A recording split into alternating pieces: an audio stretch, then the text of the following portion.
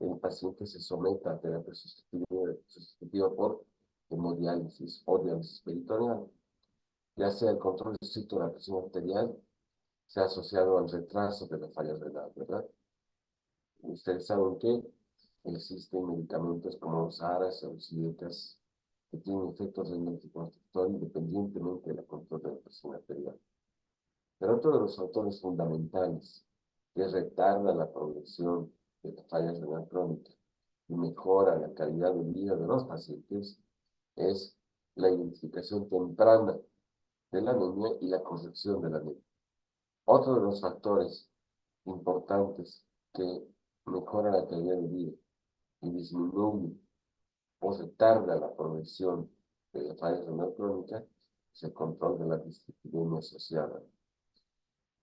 Esta diapositiva es súper importante porque permite identificar todas las causas fisiopatológicas asociadas a la anemia de la insuficiencia renal crónica. El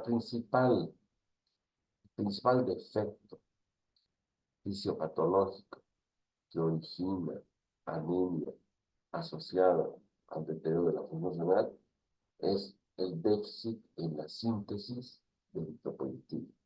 Acuérdense, el eritropoyetina es una citoquina, es una proteína que va a estimular la maduración y la proliferación de precursores eritropoyéticos en la médula ósea. En especial, ¿sí?, la maduración de las unidades formadoras de coronas eritroides y el paso de estas unidades a proeritroblasto para que se inicie la síntesis de hemoglobina. ¿Sí? Es el principal defecto fisiológico, pero fisiopatológico, que origina anemia asociada a enfermedad renal crónica.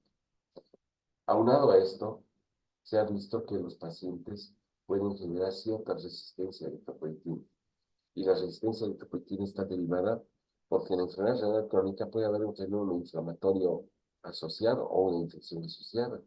Y esto activa macrófagos y linfocitos T, lo que origina liberación de citoquinas.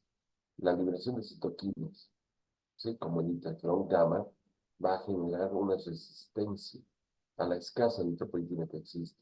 Entonces, aunado de que no hay eritropoyetina, las precursores eritropoyéticos tienen resistencia. Los pacientes renales crónicos están hipervolémicos, ¿verdad? Hay un déficit, un defecto en el control de la volemia. Por lo tanto, tiene hipervolemia y hemodilución. Y esto incrementa, ¿sí?, el sobredonante y disminuye el hematocrito. La enfermedad renal crónica también produce azoados, como la creatinina, la urea, el ácido guanidino succínico. Se ha visto que los azoados tienen un efecto directo disminuyendo la vida media o acortando la vida media de 120 días a 74 días.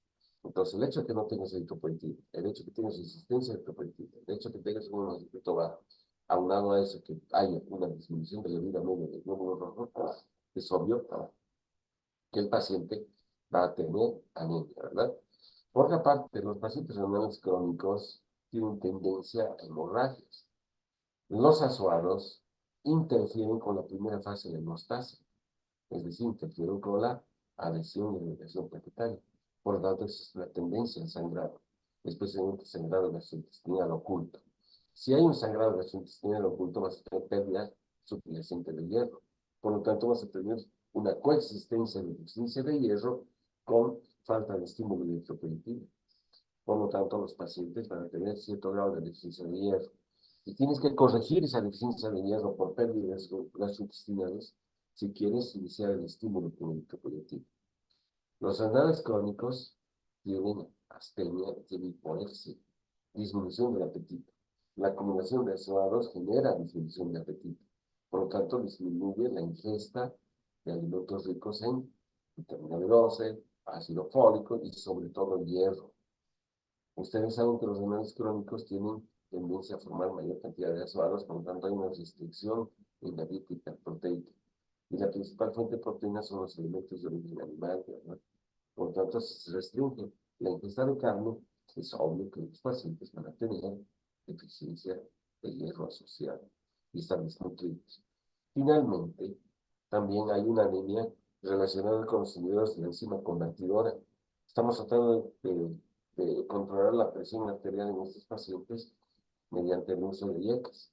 Y los IECAS producen un consumo aumentado de eritropoyetina, una disminución del estímulo glomerular para liberación de eritropoyetina y una inhibición de proteínas hematopoyéticas.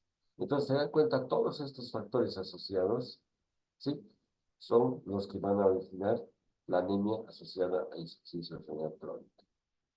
Habíamos dicho que el principal defecto, ¿sí?, que origina anemia es el déficit de eritropoyetina. Y ustedes saben que la eritropoyetina producida por el riñón es el principal factor que regula la maduración y proliferación de precursores eritropoyéticos para aumentar la cantidad de glóbulos rojos transportadores de oxígeno.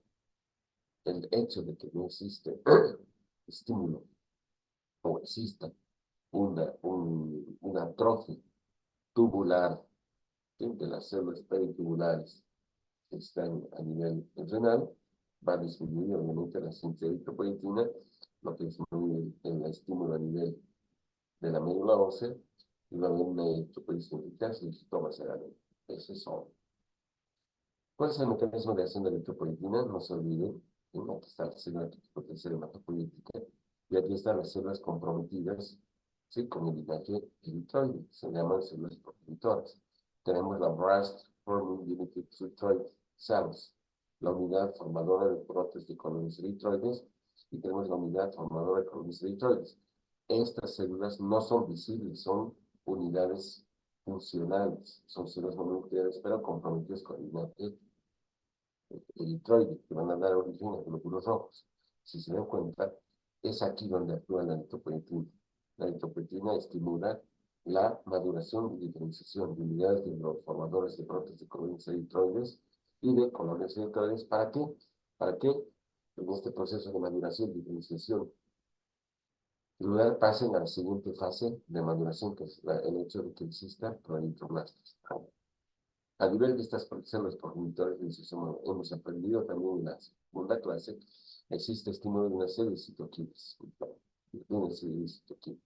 pero también existe un efecto deleterio, ¿no?, de interleuquina 1, factor neuroestimulador alfa, interferón gamma, que deteriora o daña a los procesos citopolíticos y por tanto produce un stop, una parada en el proceso de maduración y proliferación, y por tanto origina anemia.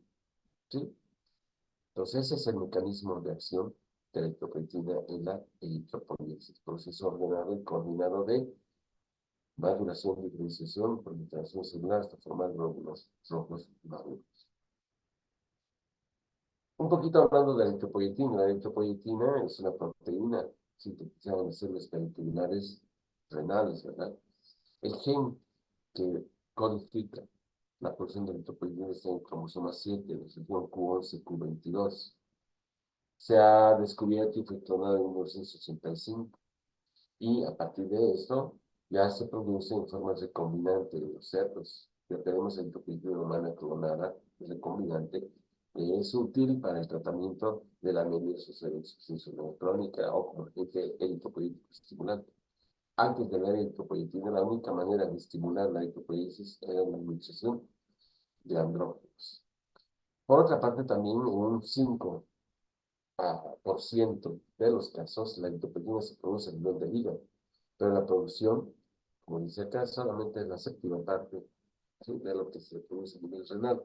No se conoce exactamente la célula productora de eritropoyetina a nivel del hígado. Entonces aquí tenemos, ¿no?, aquí están los túbulos renales y aquí vemos una microfotografía donde están las células productoras de eritropoyetina. ¿Cuál es el efecto del tratamiento de la anemia en los pacientes con insuficiencia renal crónica terminal? El objetivo es mejorar la calidad de vida y reducir la mortalidad y la hospitalización de estos pacientes. Por otra parte, también el hecho de que mejores la oxigenación, el transporte de oxígeno, mejora la función cardiovascular. Por lo tanto, tienes menor deterioro de la función cardíaca y aumenta la calidad de vida. ¿Por qué? Porque permite que el paciente que está sin anemia tenga una mejor capacidad cognitiva, la función sexual de los pacientes mejora, y aumenta la capacidad de tolerar los ejercicios, y el hecho de que estos pacientes no tengan una tengan una vida relativamente normal, se debe a que tú estás corrigiendo a las cifras de hemoglobina. En los renales crónicos, ¿sí? El objetivo es mantener las cifras de hemoglobina entre 11 o alcanzar 12 gramos por decilitro. Entonces, ese es el objetivo del tratamiento de la anemia por insuficiencia renal crónica. Entonces, ¿han algo de las diferentes causas? Hola, ¿me escuchan?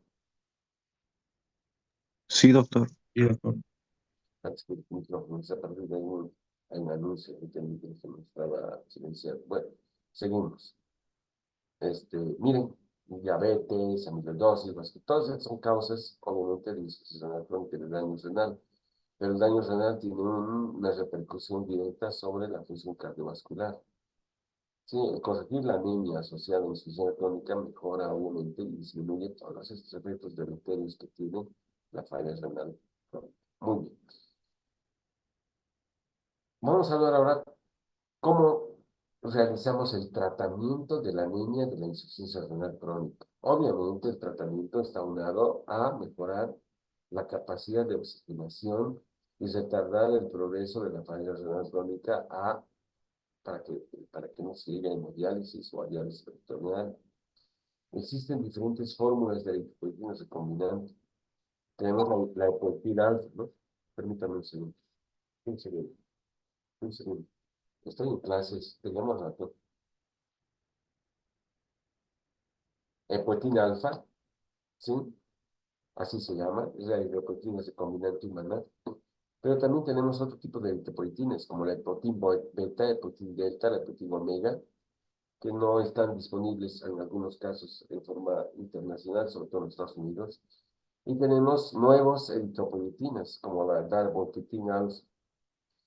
Todos estos efectos de estos agentes eritropoyéticos son idénticos al eritropoyetina, obviamente con diferente potencia y diferente actividad médica. Y lo que buscamos nosotros es la cardio y la neuroprotección. ¿Cómo se debe hacer el tratamiento de la anemia de la insuficiencia renal crónica con eritropoyetina? Cuando dos determinaciones con 15 días de intervalo nos muestran una disminución de las cifras de hemoglobina asociada a insuficiencia renal crónica, entonces debemos iniciar el eritropoyetina. Segundo, siempre debemos estar seguros que subyacentemente no existe una deficiencia de hierro o una deficiencia de algún otro hematínico, porque ya se ha mencionado, los pacientes con falla renal crónica tienen tendencia a hemorragia oculta, sobre todo el tipo gastrointestinal, de asfixia y digesta. Entonces, de nada sirve iniciar eritropoyetina si tienes una deficiencia de un hematínico asociado. Entonces, ¿qué es lo que hacemos en los pacientes con falla renal crónica? Pedimos cifras de ferritina. Si la ferritina está baja, obviamente lo primero que vamos a hacer es reponer el hierro, ¿sí? Mediante hierro parenteral. Acuérdense, una de las indicaciones de la administración de hierro parenteral, ya sea de hierro sacarato o hierro carboximal tostador, me preguntan, es justamente la necesidad de utilizar agentes lipopoyéticos, como ocurre en la insuficiencia renal crónica terminal. Entonces, siempre tenemos que medir niveles de ferritina sérica y niveles de hierro sérico.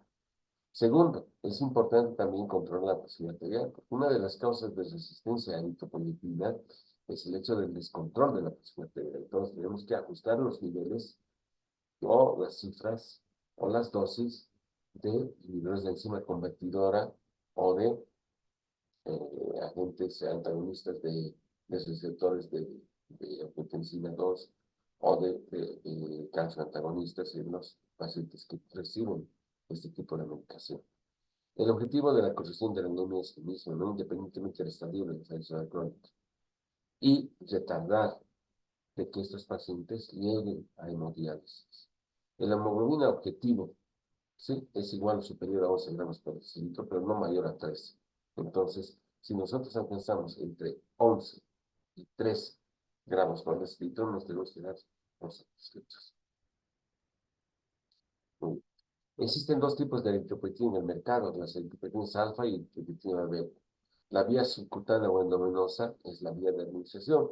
Obviamente, si vamos a administrar en forma ambulatoria, es mejor administrar por vía subcutánea, no por vía endovenosa, porque el apego es menor. Pero los pacientes tienen que administrarse eritropoyetina por vía subcutánea. La dosis de inicio de eritropoyetina es de 40 a 80 unidades por kilogramo de peso por semana de cada paciente. Y obviamente la dosis se va a ajustar de acuerdo a la evolución clínica y paraclínica del paciente. Si vamos a obtener cifras de hemoglobina objetivo entre 11 y 13 gramos por decilitro. Luego entramos a una fase de corrección. Tenemos esa primera fase de inducción y luego, mediante hemogramas, vamos a ver si la hemoglobina ha aumentado o no ha aumentado. Si la hemoglobina ha aumentado entre 1 y 2 gramos por mes, ¿sí? Vamos a aumentar la dosis en un 25%. Pero si las cifras de hemoglobina aumentan rápidamente y tenemos ya cifras superiores a 13 gramos o cifras que aumentan más de 2 gramos por mes, vamos a disminuir la dosis en un 25-50% o vamos a producir sustitución transitoria, porque la eritropoyetina también tiene efectos secundarios. Finalmente, entramos en una fase de mantenimiento con un control mensual de las cifras de hemoglobina cada mes o cada 2 meses, ¿sí? Sobre todo en esos pacientes en los que se ha retardado el ingreso a terapia sustitutiva. Si en 2 determinaciones consecutivas la hemoglobina aumenta, pues mayor, o sea, aumenta más de 1 gramo por decilitro, vamos a disminuir en fase de mantenimiento la dosis en 25%, o vamos a disminuir la frecuencia de administración, en vez de hacer a cada 2 semanas, a cada semana, o 2 veces por semana, vamos a administrarla cada semana, o cada 10 o 15 días. Obviamente hay que estar presto o atento a que el paciente con enfermedad renal crónica no tenga, por ejemplo, fenómenos infecciosos o inflamatorios que reduzcan la respuesta a eritropoyetina. Recuérdense a eso, hemos hablado, o sea, a eso se refiere lo que es la resistencia a eritropoyetina. Entonces, si el paciente con falla renal crónica tiene una infección asociada o tiene una inflamación asociada, esto va a generar resistencia a eritropoyetina y por lo tanto vamos a tener que corregir primero la causa que está produciendo la resistencia para recién adecuar las cifras de esta política. Obviamente siempre tenemos que buscar todas estas situaciones cuando estamos iniciando la eritropoyetina y sobre todo en fase de mantenimiento para ver que el paciente mantenga las cifras normales de hemoglobina. Primero tenemos que hacer una pesquisa de sangre gastrointestinal, entonces en estos pacientes vamos a pedir permanentemente si sangre glutaminas o prueba de guayaco. En pacientes en edad fértil, para pacientes ginecológica, por presentarse periodos de polimenorrea o menorragia, ¿verdad? También hay que buscar, en algunos casos, patologías hematológicas asociadas. Hay una patología hematológica que ustedes conocen que se llama gammopatía monoclonal o mieloma múltiple, que está asociada al desarrollo de insuficiencia renal crónica terminal. La proteína C reactiva, la sedimentación globular son reactantes de fase aguda. Si la proteína C reactiva se positiviza, obtiene cifras altas y la sedimentación globular aumenta, eso nos señala que está asociada a la falla renal, la emergencia o la presencia de un fenómeno inflamatorio asociado.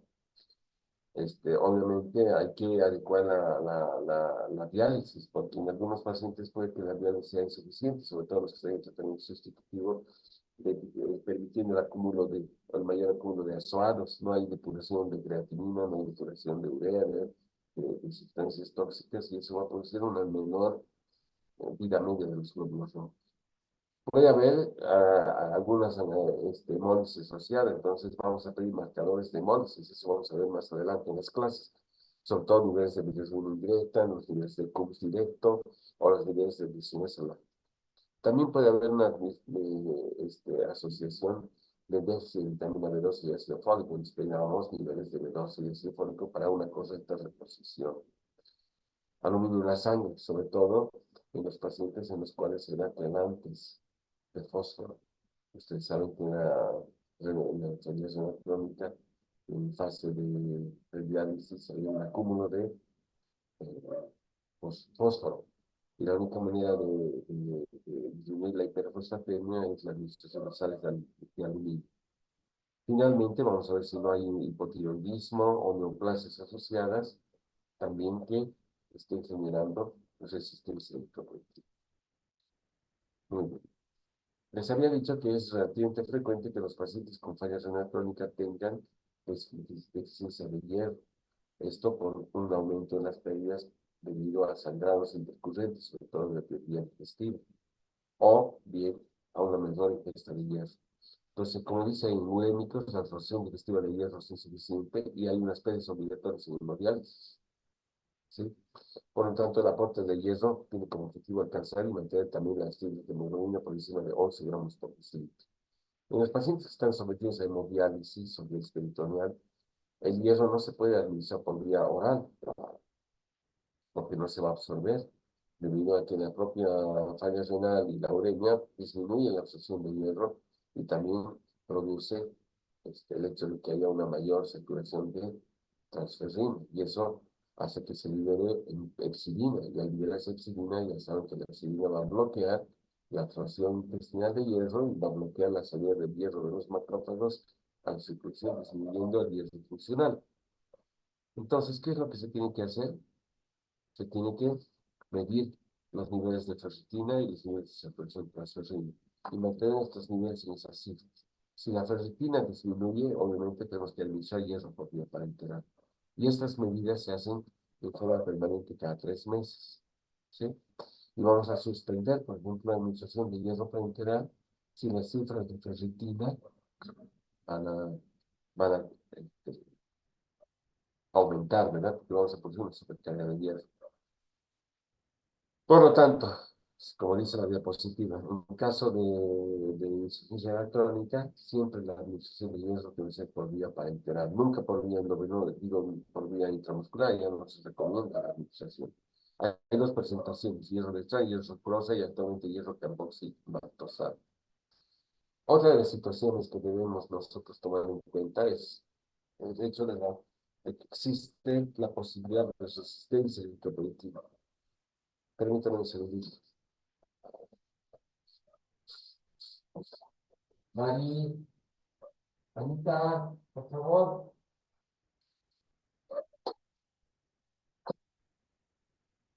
Chicos, mi perro quiere también pasar clases. Anda desesperada queriendo entrar a pasar clases. Bueno, vamos. Se define la resistencia eritropoyetina cuando las cifras de hemoglobina, a pesar de la administración de eritropoyetina, ¿sí? Miren, dosis altas, hasta 300 unidades por kilogramo por semana de eritropoyetina, estamos administrando al paciente y no vemos que los niveles de hemoglobina se normalicen. Entonces, ojo, ahí paremos las orejas y decimos, ¿qué está pasando? Son cifras tan altas de eritropoyetina, yo le estoy dando prácticamente 300 unidades, o le estoy dando 1.5 unidades por kilogramo por semana, y a pesar de eso, las cifras de hemoglobina siguen bajas. Entonces, ¿qué significa eso? Significa, ¿sí?, que eh, probablemente existe una resistencia a la eritropoyetina. ¿Cuáles son las causas más frecuentes de resistencia a la eritropoyetina? Aquí están mencionadas, acá abajo. Puede haber pérdidas sanguíneas con exceso de hierro, la destitución, una dieta inadecuada, hiperparatiroidismo. Acuérdense que en la falla renal crónica existe hipocalcemia. Y tratando de compensar la hipocalcemia, la paratormona se sintetiza de manera que produce destrucción ósea y salida de calcio de los huesos a la circulación. O puede haber intoxicación por aluminio, o puede haber actividad inmunosupresora que origina resistencia a la eritropoyetina. No todas, o sea, la eritropoyetina no es libre de efectos secundarios. Esos son los efectos secundarios que puede originar la eritropoyetina. Primero, este, la eritropoyetina puede producir descontrol de la presión arterial, ¿sí? Una de las causas que origina el descontrol de la presión arterial es el hecho de la administración de eritropoyetina.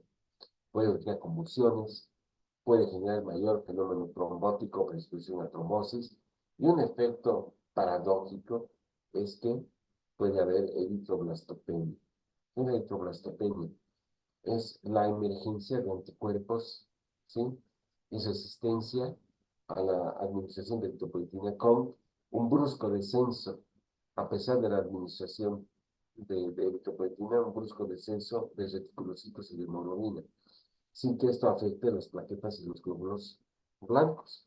Por lo tanto, va a haber reticulocitos. En un primer momento se estaba estimulando la médula ósea y no había problema, pero por alguna razón, ¿sí?, vemos que empieza a haber disminución de precursores eritropoyéticos. vamos a hacer nosotros un aspirado medular, vamos a ver una celiacidad normal con precursores de plaquetas, ¿no? Megacardiocitos y precursores de los amiloides normales, pero vamos a ver eritroblastomia con cifras menores al 5%, porque se bloquea la maduración de la hepatoprocesis. Entonces, eso se debe a la presencia de anticuerpos antieritropoyetina en el suelo del paciente. Por lo tanto, cuando hace el tratamiento, en estos casos donde existe eritroblastomia secundaria a la administración de eritropoyetina, suspender obviamente la administración de eritropoyetina y en algunos casos dar tratamiento inmunosupresor. Muy bien. ¿Cuáles son otras estrategias? ¿Qué tipo de eritropoyetinas o de agentes eritropoyéticos alternativos a la eritropoyetina existen? Miren, por ejemplo, tenemos la darbepoetina, tenemos dímeros o tímeros de eritropoyetina, hay una eritropoyetina pegilada que se denomina cera, hay agentes epomiméticos como el hematide y hay estabilizadores de eritropoyetina. Son alternativas al uso de eritropoyetina. Vamos a hablar de dos eritropoyetinas, ¿sí? Que tienen un efecto mucho mejor, más potente y más duradero que la eritropoyetina recombinante. Una se llama eritropoyetina alfa y la otra se llama darbepoetina alfa. El Procrit y el Aramis. La proteína alfa se ha aprobado para el tratamiento de los pacientes con falla renal crónica, con anemia asociada a falla renal crónica, pero también se ha aprobado como agente eritropoyético estimulando la anemia en los pacientes con insuficiencia renal crónica asociada, en los pacientes con anemia asociada a enfermedad crónica o inflamación, sobre todo en los pacientes que tienen anemia asociada a HIV o anemia asociada a quimioterapia, ¿sí? Eso reduce la necesidad de transfusión en estos pacientes. Entonces, por fin, alfa o Procrit tiene esas indicaciones y es una alternativa a la eritropoyetina recombinante actual. Lo mismo, la darbepoetina alfa, Arames, también se ha indicado, o sea, aprobado para el tratamiento de la anemia de los pacientes con insuficiencia crónica terminal, ya sea en fase prediálisis o diálisis, y también los pacientes los que tienen anemia asociada a fenómeno inflamatorio. Pues tenemos dos nuevos agentes eritropoyéticos potentes. ¿Cuál es la diferencia? La diferencia es el hecho de que hay menor dosis, una rápida recuperación y una comparación de la vida media entre la darbepoetina alfa y la eritropoyetina. La eritropoyetina tiene menor vida media, en cambio la darbepoetina tiene una mayor vida media. Y obviamente a las pocas semanas, prácticamente se dan cuenta, a la segunda semana de estimulación, las cifras de hemoglobina ya se alcanzan o alcanzan niveles óptimos, ¿no? De entre 12 y 13 gramos, por decirte, con la administración de darbepoetina alfa. ¿Sí? ¿Cuáles son los estudios que han validado el uso de estas eritropoyetinas nuevas? El principal estudio es el estudio TRIPS, ¿sí? Que ha sido comparar el Arames, ¿sí? Con la eritropoyetina convencional, y se ha visto que la darbepoetina alfa tiene un mejor resultado, ¿sí? Disminuye la mortalidad, disminuye los eventos cardiovasculares, disminuye los eventos isquémicos cerebrales asociados a falla renal, mejora obviamente la calidad de vida de los pacientes renales crónicos. ¿Sí? Entonces, esta diapositiva es importante porque nos permite ver cómo, ¿sí? Estas dos nuevas eritropoyetinas, darbepoetina alfa y eritropoyetina alfa, Arames y Procrit, tienen menores efectos secundarios y obviamente mejoran la calidad de vida, ¿sí? Y disminuyen el efecto de la falla renal crónica sobre el sistema cardiovascular. Existe otro agente eritropoyético que se llama los CERA. CERA se llama Continuous Erythropoietin Receptor Activator. Son activadores continuos de los receptores de eritropoyetina. ¿Sí? Tiene una actividad baja por eritropoyetina, una vida media más larga, más o menos 630 horas, y una actividad eritropoyética aumentada. De manera que nos permite utilizar, ¿sí? En menos frecuencia este agente eritropoyético, cada 2, 3 o hasta cada semana, una vez al mes, ¿no? No es una eritropoyetina como tanto, sino es más bien un activador de los receptores de eritropoyetina. Y esta es la comparación de la vida media de las siguientes eritropoyetinas. La proteína alfa es la eritropoyetina recombinante humana que normalmente conocemos, que tiene más o menos una vida media de 20 horas. Tenemos la proteína beta, la proteína alfa y el SERA. El SERA casi prácticamente tiene una mayor, ¿sí?, vida media. Y esta es la comparación administrada por vía simultánea y vía endovenosa. Entonces ahora estos son 3 nuevos agentes eritropoyéticos. El proteína beta, la proteína alfa y el SERA tienen, chicos, mejores resultados por vía endovenosa y sobre todo por vía subcutánea con una mejor vida media y menores efectos secundarios. Finalmente existe también otro efecto, digo, otro agente eritropoyético que se llama hemátido. Hemátido es un activador de los receptores de eritropoyetina, ¿sí? Se puede dar por vía endovenosa, estimulación prolongada y mejora, se encuentran las cifras de hemoglobina y puede ser usada incluso en pacientes con falla pura de células rojas secundaria a esta eritroblastopenia, ¿sí?, que se ha generado por el uso de eritropoyetina y la presencia de anticuerpos anti-eritropoyetina. Hay otra sustancia, que es un inhibidor de la proteína hidroxilasa, ¿sí?, que es activa por vía oral, que incrementa de la misma manera las cifras de eritropoyetina endógenas, ¿no? Estimula la liberación de eritropoyetina. Y lo más curioso, el beneficio que disminuye la obsidina. Por lo tanto, va a mejorar la absorción de hierro oral y va a mejorar el metabolismo celular, va a aumentar la liberación de hierro desde los macrófagos en la circulación. ¿Por qué los agentes eritropoyéticos actualmente se están proscritos como agentes que se utilizan en las competencias olímpicas? Porque pues, va a estimular el transporte de oxígeno y mejora el rendimiento.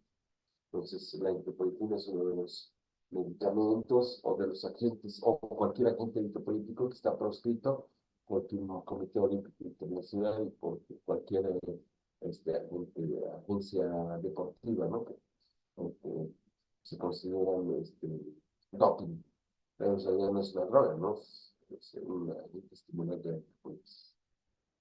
Muy bien, espero que hayan entendido esta clase. ¿Sí? ¿Cuáles son los objetivos que tienen que llevarse entonces a la casa y tener en cuenta? Primero, que la falla renal crónica terminal, ¿sí?, como manifestación inicial, originalmente.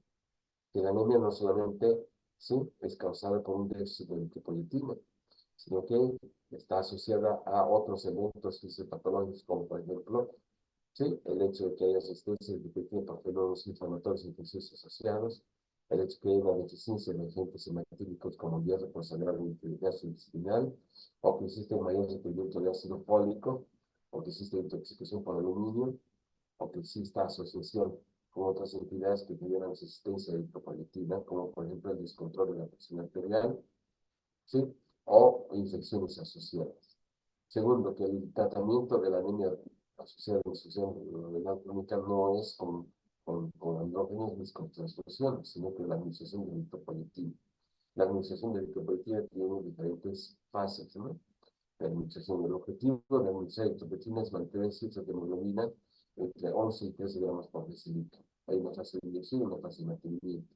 Siempre hay que estar atento a los efectos secundarios de la eritropoyetina, sobre todo la tendencia a descontrol de la presión arterial, o bien la tendencia trombótica, o puede haber, en forma secundaria, una eritroblastopenia asociada a la formación de autoanticuerpos contra la eritropoyetina, y eso produce eritroblastopenia y te obliga a suspender la administración de eritropoyetina. Existen ahora nuevos agentes eritropoyéticos, ¿sí?, la OMS y el PROCRIT, perdón, o agentes miméticos de eritropoyetina que aumentan los receptores a la liberación de eritropoyetina con mejores efectos sobre el estímulo de la eritropoyesis y menores efectos secundarios. Básicamente lo que tienen que saber de la insuficiencia renal crónica, digo, de la anemia asociada a insuficiencia renal crónica terminal. ¿Tienen alguna pregunta?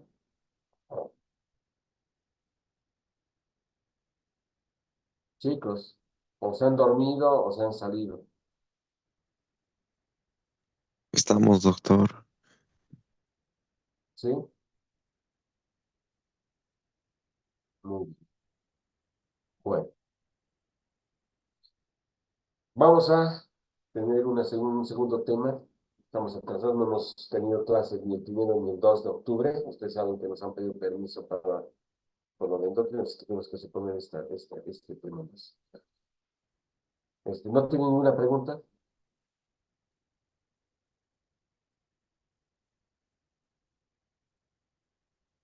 ¿Se han dormido? ¿Han entendido? Sí, doctor, gracias. Sí, doctor. Uy, está sonando como gatito. Miau, miau, miau, miau. Bueno, a ver, ¿qué dice la diapositiva?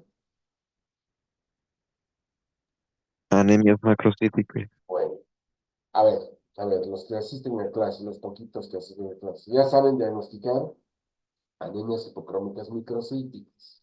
Por ejemplo, anemia ferropénica y anemia asociada a enfermedad crónica. Ya saben, hemos empezado a diagnosticar las anemias normocíticas. Una de esas anemias normocíticas es la anemia de la insuficiencia crónica terminal. Y de algunas anemias también asociadas a enfermedad crónica. Todavía no vamos a hablar del resto de las anemias normocíticas normocrónicas, como por ejemplo la anemia hemolítica. Esto vamos a hablar el día lunes en las siguientes clases, cómo se estudia la hemólisis y cuáles son las causas de hemólisis. Pero ahora vamos a hablar de las anemias macrocíticas generalmente hipercrómicas, ¿sí? El estudio de la macrocitosis. ¿Cuáles son las causas en las que debes sospechar cuando tú agarras un hemograma y ves un volumen globular medio más de 12 gramos digo, más de 100 centilitros o más de 27 picogramos? Es una anemia macrocítica hipercrómica. ¿Cuáles son las causas? Tres causas o tres principales motivos por los que existe macrocitosis. Uno, la causa más frecuente es la reticulocitosis. ¿Qué son los reticulocitos? Son glóbulos rojos jóvenes, y como son glóbulos rojos jóvenes, son grandes. ¿Y qué les he dicho? Los reticulocitos no se ven a simple vista en un frotis de sangre periférica, normalmente teñido. Los reticulocitos se observan cuando hay una visión que se llama azul brillante de tresilo. Por lo tanto, los reticulocitos que observamos en un hemograma normal se presentan como glóbulos rojos grandes. Entonces puede haber reticulocitosis y esto se puede evidenciar como una macrocitosis. ¿Cuáles son las causas de reticulocitosis? Uno, anemia hemolítica. Dos, recuperación de la médula ósea después de quimioterapia o trasplante de células hematopoyéticas. Le damos quimioterapia, está recuperando la médula ósea, hay actividad eritropoyética y por lo tanto aumenta, o sea, la producción de reticulocitos. Tres, aumento de eritropoyesis después de la reducción de eritropoyetinas, reposición de hierro, vitamina B12 o ácido fólico. Si tienes deficiencia de hierro, le das hierro por día orado para integrar y a los 7 días aumenta los reticulocitos y puede haber tendencia a la macrocitosis. O cuando tú das eritropoyetina y estás estimulando la formación de glóbulos rojos, vas a ver aumento de reticulocitos. O cuando hay hemorragia. Cuando hay hemorragia, obviamente la médula se trata de compensar la pérdida y se produce reticulocitosis. ¿Sí? Y vamos a ver. Entonces, muchas veces la macrocitosis está asociada a reticulocitosis. Dos, anemia megaloblástica.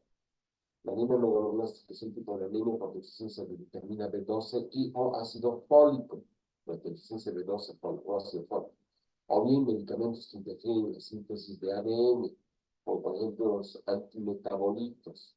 ¿Qué antimetabolitos conocen? Las sulfas, también conocen a la mercaptopurina, a 5-fluoracilo, a la ceftriaxona, o puede haber una anemia megaloblástica que responde a la tiamina.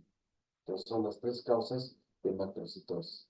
Y la tercera causa, la multifactorial, hay muchas causas. El alcoholismo, las hepatopatías, la infección y el tratamiento por HIV, algunos síndromes plásticos. Hay una anemia hemolítica con alteraciones de la permeabilidad, la estomatocitosis hereditaria, donde aumenta la permeabilidad del glóbulo rojo, y el glóbulo rojo se hincha y se vuelve macrocítico y se destruye. El hipotiroidismo, el embarazo, algunas causas de algunas enfermedades plásticas, el mieloma múltiple, se puede haber macrocitosis secundaria a cirugía bariátrica, síndrome de Down y la disticia de Crohn. Entonces tenemos todas estas causas que originan macrocitosis. Entonces, cuando tenemos una anemia macrocítica hipercrónica, anemia megaloblastica, efecto multifactorial, en algunos casos, una anemia secundaria, por ejemplo, a hemólisis, y que se presenta inicialmente como macrocitosis por reticulocitosis. Miren, todos los medicamentos que pueden originar, ¿sí? Anemia macrocítica. Alopurinol, ampicilina, satirpilina, capecitabina, pulcitabina, leflunomide, imatinib, hidroxilina, mercaptopurina, el metotrexato, o sea, un montón. Miren, las propias penicinas tan simples, ¿no? Porque se reduce la absorción de folato y produce disminución de ácido fólico. Este es un algoritmo que nos puede permitir identificar las causas de anemia macrocítica hipercrónica. O sea, es complejo. Pero todo eso se va a reducir, ¿sí? Al hecho de que ustedes, cuando vean macrocitosis e hipercromia, piensan simplemente en dos posibilidades. O es una anemia megaloblástica, o es multifactorial. La anemia megaloblástica, obviamente, siempre es por deficiencia de vitamina B12 y o ácido fólico. Y las multicausas, pues, medicamentos, psicotropismo, alcoholismos, hepática, etcétera, etcétera. Vamos a hablar de la anemia megaloblástica. En el 95% de los casos, la anemia megaloblástica se debe a una carencia de ácido fólico o vitamina B12. El ácido fólico y la vitamina B12 son esenciales para la síntesis de DNA. Ustedes saben que los precursores hematopoyéticos, no solamente eritropoyéticos, sino los glóbulos blancos y las plaquetas, para poder producirse en la médula ósea, tienen precursores que generalmente están en una rápida división, en una rápida proliferación. Por lo tanto, como están en rápida proliferación y división, se requieren síntesis de DNA. Si se bloquea la síntesis de DNA por falta de B12 y de ácido fólico, obviamente se produce un stop en el fenómeno de maduración y proliferación celular y se produce megaloblastosis. En el 5% hay alteraciones congénitas y actividades del DNA. ¿Cuáles son las características de la anemia megaloblástica?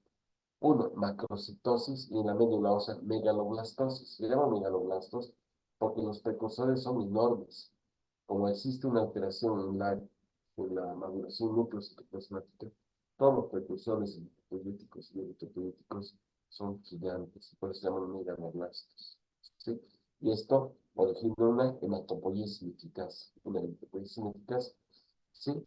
Y por eso se produce porque hay una dificultad para la división celular. En sangre periférica vamos a ver una macrocitosis periférica con BGM y HCM aumentado. Va a depender mucho de la severidad y de la duración de la carniza para que se presenten las manifestaciones clínicas de anemia megaloblástica. El ácido fólico y la vitamina B12, por lo tanto, son esenciales para la síntesis de DNA, son las vías metabólicas. El ácido fólico y la vitamina B12 no se sintetizan en nuestro organismo, necesariamente tienen que ingresar con la dieta. Por lo tanto, un déficit dietético de ácido fólico y también de vitamina B12 van a repercutir sobre el metabolismo del DNA, que va a originar, obviamente, macrocitosis hipercrónica. Muy bien. En general, como se ha dicho, la falta de alguna de estas vitaminas interfiere con la síntesis de DNA. ¿A qué nivel actúan la vitamina B12 y el ácido fólico? La conversión inadecuada, ¿sí? O sea, donde actúa la conversión de socio-bilato en trimilato. Por lo tanto, si hay un déficit de ácido fólico y vitamina B12, se bloquea esta conversión de síntesis de trimilato. Y eso produce un déficit en la síntesis de DNA, con retraso en la maduración nuclear, y por lo tanto se retrasa la proliferación celular. Hay una alteración de la maduración nucleocitoplasmática y por lo tanto va a haber anemia. La síntesis de RNA es normal y la síntesis de proteína es normal, por eso, sí, el citoplasma madura, pero el núcleo no madura y se produce la macrocitosis. Por eso, una característica que se observa en la médula ósea de los pacientes con anemia megaloblástica es una sincronía en la maduración núcleo-citoplasmática, una disociación de la maduración núcleo-citoplasmática. Hablaremos un poco de la vitamina B12 o cianocobalamina. La vitamina B12 o cianocobalamina, ¿sí? Generalmente la principal fuente de vitamina B12 son los alimentos de origen animal. ¿Dónde se absorbe? Se absorbe en el hígado. Pero existe una situación bien interesante. La vitamina B12, que es una vitamina hidrosoluble, es muy lábil a las enzimas intestinales. Por lo tanto, para poder llegar al hígado y absorberse, debe estar protegida por una sustancia que se llama factor intrínseco. El factor intrínseco es una glicoproteína, se produce en las células parietales y se sintetiza juntamente con el ácido clorhídrico. Si no hubiese factor intrínseco, por una clorhídrico o por falta de células parietales, una gastroctomía o una antrectomía, no pudiésemos nosotros, ¿sí?, absorber la vitamina B12, tenemos un déficit de vitamina B12, ¿por qué? Porque no hay factor intrínseco.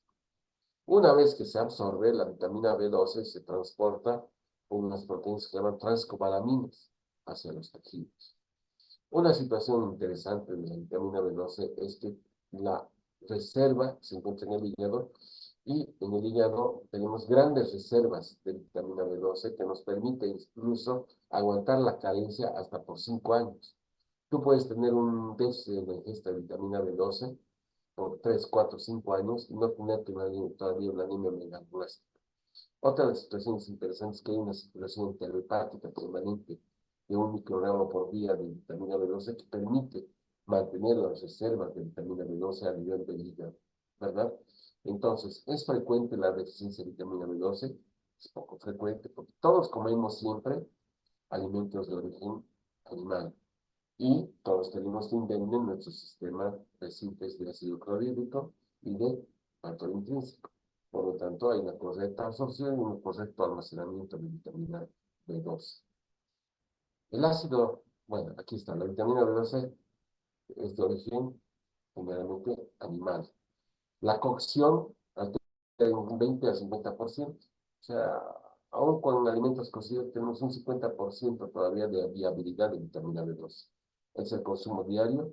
Y como les había dicho, hay una gran reserva hepática de vitamina B12 y puedes aguantar la carencia por largo tiempo, hasta 2 a 5 años, para que recién se manifieste la deficiencia. No ocurre lo mismo con el ácido fólico. La diferencia consiste en que el ácido fólico se absorbe en el intestino proximal, en el duodeno y en el yeyuno, no en el hígado. Y depende de la hidrólisis de poliglutamatos y monoglutamatos. O sea, el aporte de ácido fólico de los alimentos está en forma de poliglutamatos y monoglutamatos. Por lo tanto, necesitas carboxipeptidasas y dihidrofuato reductasa en las células intestinales para poder reducir y permitir la absorción de ácido fólico. Cualquier interferencia de estas enzimas interfiere en la absorción de ácido fólico. Por lo tanto, uno de los defectos frecuentes de deficiencia de ácido fólico es el defecto en la absorción por ausencia de estas enzimas o daño de estas enzimas. El ácido fólico, una vez que se absorbe, es transportado como metilente-telifolato y es transportado rápidamente a las papilas de los tejidos donde se utiliza en la síntesis de purinas, bilirinas y DNA. ¿Por dónde se excreta el ácido fólico? Por la bilis y en determinada manera también, igual que la vitamina B, hay una circulación o recirculación enterohepática. Sin embargo, las reservas de ácido fólico son escasas, ¿sí? Solamente 5 o 20 miligramos, y van a entender del aporte. El aporte especialmente está provisto por vegetales, o alimentos de origen vegetal. La cocción altera prácticamente un 70-100%, entonces, si nosotros comemos verduras cocidas, realmente el aporte de ácido fólico es escaso, a diferencia de vitamina B12. El requerimiento diario es 3 a 5, y las reservas son escasas, y más bien, rápidamente, la ausencia de ácido fólico en nuestro organismo hace que las reservas, ¿sí?, sean escasas y que la anemia megaloblástica por deficiencia de globulato se presente más rápidamente a la deficiencia de vitamina B12. Las reservas hepáticas duran aproximadamente 4 meses. Si hay deficiencia de vitamina B12 y ácido fólico, entonces, ¿qué va a producir? Se va a producir una alteración en la maduración nucleocitoplasmática, con alteración de la división y crecimiento celular. Por lo tanto, los efectos se van a ver en las células que permanentemente se están dividiendo. ¿Cuáles son esas células? Los precursores hematopoyéticos. Por lo tanto, va a haber alteraciones en la médula ósea y por eso va a haber anemia macrocítica hipercrómica, que no solamente se acompaña de anemia, sino también se puede acompañar de leucopenia y trombocitopenia. Puede haber alteraciones cutáneas, alteraciones intestinales, alteraciones respiratorias, alteraciones en osteoblastos y gónadas. Acuérdense, todos estos son tejidos que permanentemente están formando, ¿sí? Están sintetizando DNA. Entonces, que hay infertilidad, va a haber diarrea, va a haber alteraciones mucocutáneas y obviamente pancitopenia con macrocitosis hipertrofia. Estas son las causas que originan deficiencia de vitamina B12 y ácido fólico. ¿Cuáles son las principales causas de deficiencia de ácido fólico? Hemos dicho ingesta baja, por ejemplo, cocimiento, aquí está mal, cocimiento de los alimentos, los alimentos cocidos, así que por más que comas verduras no se absorben, no hay ingesta baja, no hay un buen aporte. O la nutrición parenteral, porque con la nutrición parenteral no estamos dando alimentos de origen vegetal, ¿verdad? Puede haber mala absorción, ¿sí? Por todas estas causas a nivel del tubo digestivo alto, pérdidas en hemodiálisis y aumento de los requerimientos. Ojo, por ejemplo, las anemias hemolíticas aumentan el requerimiento de ácido fólico porque necesitan sintetizar DNA para mantener el equilibrio y sintetizar reticulocitos, ¿verdad? O sea, no sintetizar, sino producir por los reticulocitos. Por lo tanto, muchas veces una crisis hemolítica se puede presentar deficiencia aguda de ácido fólico y se llama crisis megaloblástica. O puede haber inhibición metabólica por algunos medicamentos que inhiben la hidrofolato reductasa, por ejemplo, las sulfas. Las sulfas inhiben la hidrofolato reductasa o también podemos otros medicamentos como antimetabólicos. Entonces, ingesta baja, mala absorción, pérdidas aumentadas, aumento de requerimiento, inhibición metabólica son las causas del déficit de ácido fólico. En cambio, deficiencia de vitamina B12 puede deberse a factores congénitos, como déficit de factor intrínseco, por ejemplo, o factores autoinmunes, la anemia perniciosa. Déficit en ingesta los vegetarianos estrictos, ¿sí? Porque la principal fuente de vitamina B12 son los alimentos de origen animal, o la mala absorción. Por ejemplo, tenemos la anemia perniciosa, la presencia de autoanticuerpos contra el factor intrínseco o contra las células parietales del antro gástrico hacen que no haya factor intrínseco y por lo tanto no se protege la vitamina B12, no hay absorción de vitamina B12 y hay anemia megaloblástica. También podemos tener alteraciones de absorción a nivel del hígado, como por ejemplo el estrus, la enfermedad de Crohn o colitis granulomatosas, las recesiones intestinales. Ojo, el difenobotulinum es una técnica que se utiliza en el intestino y que consume grandes cantidades de vitamina B12 a nivel intestinal y evita la absorción. ¿Sí? Muy bien. Entonces, esta diapositiva ejemplifica los cambios megaloblásticos. La deficiencia de vitamina B12 y ácido fólico repercute, ¿dónde? En el proceso de maduración y división celular. Por lo tanto, hay una sincronía en la maduración nucleocitoplasmática. Y si nosotros hacemos un aspirado verular, vamos a ver estas células gigantes que se llaman megaloblastos. Los megaloblastos son característicos de la línea por deficiencia de vitamina B12 y ácido fólico. ¿Sí? Esto origina alteraciones de maduración. Por ejemplo, vamos a ver neutrófilos hipercementados, vamos a ver, miren estos glóbulos rojos grandes hipercrómicos, ¿sí? Macrocitosis de eritrocitos hipercromáticos, resultado de esta sincronía de maduración nucleocitoplasmática, ¿sí? ¿Cuáles son las manifestaciones clínicas del mieloma megaloblástico? Como todas las anemias, ¿sí? Síntomas inespecíficos de anemia. Fatiga, debilidad, astenia, dependiendo de las cifras, inclusive en algunos pacientes puede haber esporanémico por disminución del oxígeno a nivel miocárdico y puede haber isquemia. Pero son manifestaciones muy inespecíficas. ¿Qué hacemos frente a un paciente que tiene síndrome anémico? Pedimos un hemograma. ¿Y qué vamos a ver en el hemograma? Anemia macrocítica hipercrónica. Entonces paramos las orejas. No va a ser anemia megalobláctica, digo anemia por deficiencia de hierro, ¿verdad? Una anemia hipercrónica. No va a ser una anemia por insuficiencia crónica terminal, podemos termomocrónica en este caso. Aquí las anemias macrocíticas hipercrónicas nos hacen parar la oreja y nos hacen pensar en deficiencia de B12 y ácido fólico. Ahora, si clínicamente el paciente cursa con anemia y alteraciones neurológicas, vamos a sospechar disminución de vitamina B12. Porque acuérdense, la vitamina B12 Interviene también la síntesis de vainas de mielina a nivel de los axones de los cordones posteriores y cordones laterales, pero sobre todo posteriores de la médula espinal, que transmiten sensibilidad propioceptiva.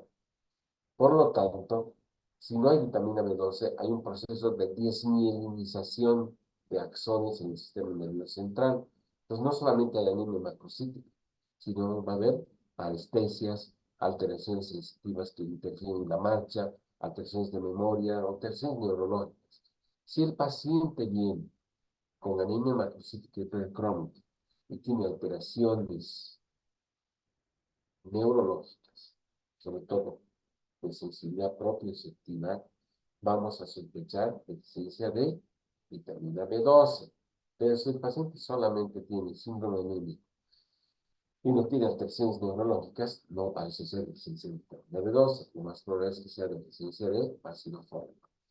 Les había dicho que la deficiencia de estas sustancias no solamente afecta, ¿sí?, el sistema hematopoyético, sino se altera también, ¿sí?, los telimentos, porque rápidamente la piel, la mucosa intestinal está en proliferación rápida. Por lo tanto, vamos a ver una lengua de papilada, pérdida de gusto, va a haber tirosis, constipación, plenitud abdominal, puede haber deficiencia o sea, puede haber diarrea, ¿sí?, síntomas intestinales. En algunos casos, la anemia megaloblástica por deficiencia de vitamina B12, por déficit en la síntesis de factor intrínseco por autoinmunidad, que se llama anemia perniciosa, puede acompañarse de vitiligo. ¿Qué vemos en el laboratorio? Obviamente, macrocitosis e hipercromía, con, los reticulocitos disminuidos, porque es una línea A-regenerativa. Sí, entonces vamos a pedir un hemograma completo con 50 reticulocitos. Y en la morfología que nos describen va a haber alteraciones que nos permiten inferir que está habiendo un trastorno en la proliferación y maduración nuclear, celular, nucleocitoplasmática, punteado basófilo. Vamos a ver que todo el citoplasma tiene un punteado azulado. Anillos de Cabot, o sea, son unos anillos que están en el citoplasma de tipo basofílico. Cuerpos de Joule-Joly, que son fragmentos del núcleo, ¿sí? Hipersegmentación de neutrófilos. Se pueden ser los neutrófilos generalmente tienen 4 o 5 segmentos. Aquí pueden tener hasta 8 segmentos. Es lo que se observa. Miren, neutrófilos hipersegmentados con macrocitosis, ¿sí?, hipercromía. Si hacemos un aspirado medular, ¿qué es lo que vamos a ver? Vamos a ver estos megaloblastos. Por eso se llama megaloblástica. Megaloblastosis con eritropoiesis ineficaces, incluyendo la modulación nucleocitoplasmática. ¿Qué otros datos de laboratorio vamos a ver? Obvio, si tenemos anemia macrocítica hipercrónica, vamos a medir los niveles de vitamina B12 y ácido fólico. Por lo tanto, vamos a ver que los niveles de folato o de cianocobalamina deben estar disminuidos. Un aspecto que es importante, como hay una alteración nucleocitoplasmática, hay fragilidad de precursores, y va a haber una hemolis intramedular, una hemolis en la médula ósea. Por lo tanto, vamos a ver aumento de niveles de glicemia láctica y aumento de niveles nuclear.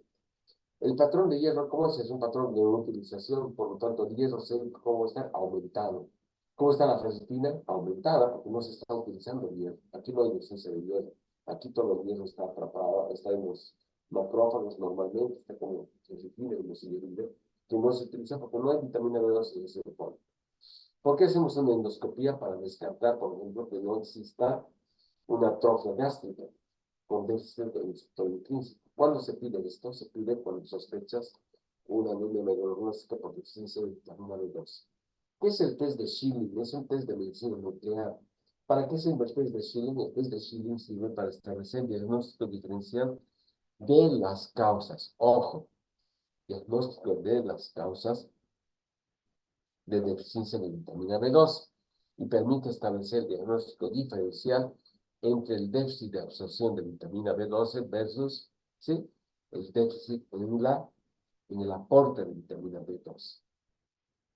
¿En qué consiste el test de Schilling? Consiste, por ejemplo, en dos fases. Hagan de cuenta, viene el paciente con anemia macrocítica hipercrómica, con alteraciones neurológicas, con niveles bajos de vitamina B12. Y yo necesito saber si este déficit es por falta de aporte o por falta de absorción. Y si es por falta de absorción, si es por falta de absorción, por un defecto en la absorción a nivel del hilio, o por un déficit de factor intrínseco. Entonces, ¿qué es lo primero que hago con el paciente? El paciente llega a la consulta, yo lo mando al laboratorio de medicina nuclear y en ese laboratorio le ponen por vía parenteral 10.000 unidades de vitamina B12. Con eso, esas 10.000 unidades por vía parenteral se han brincado la absorción, obviamente, porque es por vía parenteral, por vía intramuscular o por vía endovenosa. Si le he puesto por vía parenteral intramuscular, esa vitamina B12 por transcopolamina se transporta hacia los sitios donde se necesita vitamina B12, la médula ósea y el sistema nervioso central. Se normaliza la síntesis de vainas de migrina, se normaliza la síntesis de DNA y aumenta o se deposita a nivel del hígado el exceso. Entonces vamos a tener una buena reserva. Entonces, 2, 3 días después, lo vuelvo a citar a mi paciente y le voy a dar por vía oral vitamina B12 unida a factor intrínseco. ¿Y qué es lo que voy a hacer? Voy a medir los niveles de vitamina B12 que se eliminan en la orina. Es obvio, chicos, que si yo ya he llenado las reservas de vitamina B12, todo lo que se absorba de vitamina B12 en presencia del factor intrínseco no se va a utilizar y se va a eliminar por la orina. Entonces, si yo ya he llenado los depósitos que estaban deficientes de vitamina B12 y luego le doy vitamina B12 por vía oral unida a factor intrínseco, es obvio que voy a, ¿sí?, medir los niveles y voy a tener eliminación renal de vitamina B12, unida a factor intrínseco, unida a una sustancia radioactiva. Si cuando administro esto no veo niveles de vitamina B2 en la orina, inicialmente, tengo que pensar en dos situaciones. O que a pesar de haberle dado, no he absorbido, ¿sí? O que cuando le he dado vitamina B12 sin factor intrínseco, no he absorbido porque no hay factor intrínseco. Si añado el factor intrínseco a la vitamina B12 y veo que se elimina por la orina, para la orina digo, era por falta de factor intrínseco. Pero si a pesar de dar factor intrínseco a la vitamina B12, no hay eliminación de vitamina B12 en la orina, ¿cuál es mi reflexión? Que probablemente hay un trastorno de absorción por una enfermedad intestinal. Entonces, ¿para qué sirve el test de Schilling? El test de Schilling nos sirve para establecer el diagnóstico diferencial de las causas de deficiencia de vitamina B12, ya sea por un defecto propio de absorción por enfermedad inflamatoria, por enfermedad intestinal, o por un defecto de factor intrínseco debido a una ausencia en el estómago por gastroctomía, o por una anemia perniciosa. ¿Cuál es el tratamiento de la anemia megaloblástica? Hay un tratamiento específico. Si tú estableces que los niveles de vitamina B2 están bajos, le vas a dar vitamina B2. Si tú estableces que los niveles de ácido fólico están disminuidos, le vas a dar ácido fólico. Muchas veces podemos hacer una prueba terapéutica. Pues tienes anemia macrocítica hipercrónica y antes de esperar los resultados de vitamina B12 y ácido fólico, le vas a dar vitamina B12 parenteral, por vía intramuscular o ácido fólico por vía oral. ¿Sí? En algunos casos se transfunden glóbulos rojos, no, o sea, hasta el momento se han dado cuenta, ni en la anemia ferropénica, ni en la anemia disfuncional crónica, ni en la anemia disfuncional, digo, de la anemia asociada al fenómeno inflamatorio, y menos en la anemia megaloblástica, se transfunden glóbulos rojos, aunque haya anemia, porque hay que tratar la causa y dar la deficiencia. Digo, dar el tratamiento para la deficiencia específica e identificada. En algunos casos, cuando no identificamos la deficiencia de vitamina B12, hay un riesgo alto, ¿no? Es irreversible si la carencia de vitamina B12 se trata solo con ácido fólico. Por eso, generalmente se hace una prueba terapéutica mixta. Se da ácido fólico por vía oral y vitamina B12 por vía parenteral. Las dosis de vitamina B12 parenteral, aproximadamente 100 microgramos por vía intramuscular, se da eso por 2 semanas permanentemente. Y luego una dosis semanal de recuperación de la anemia y con eso se repletan los depósitos. Y luego se puede dar de por vida si es que tienes un trastorno de absorción o si no tienes estómago o tienes una anemia perniciosa. No se olvida, la anemia perniciosa, formación de autoanticuerpos contra el factor intrínseco. Entonces, si permanentemente no tienes factor intrínseco, tienes que dar vitamina B12 por vía para terapia. ¿Cuál es el tratamiento de anemia megaloblástica por deficiencia de ácido fólico? Dar tabletitas de ácido fólico. La dosis de 5 miligramos al día por vía oral, inicialmente por 4 o 5 meses, para tratar y secretar los depósitos. Y luego tratar la causa, ¿verdad? Si la causa es una anemia hemolítica, tratamos la anemia hemolítica y darás luego y también digo ácido fólico en forma permanente. ¿Sí? Si el déficit es mixto o dudoso, se administra ácido fólico. ¿Cómo se monitoriza la respuesta al tratamiento? Hay un pico reticulocitario, va a haber un aumento de reticulocitos. Inicialmente es una anemia regenerativa, pero al segundo o tercer día de administrar vitamina B12 y ácido fólico, van a ver ustedes que ya los reticulocitos aumentan. ¿Qué quiere decir eso? Que la médula ósea está respondiendo, ¿verdad?